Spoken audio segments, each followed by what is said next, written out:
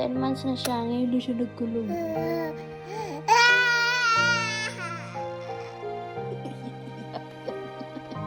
Ngayon na siya nagkasakit. Nagkaroon siya ng lagnat na 39.2. Yun yung pinakamataas. Taas baba lang yung lagnat niya. For 2 days na ngayon. Pero ganyan lang talaga siya. Kung ano si Lumi before. I mean, kung ano siya, ganun pa rin siya. Yung hindi.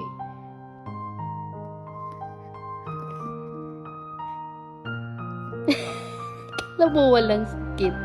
May sakit pa talaga na? Thank you, Lord. Kasi hindi grumpy.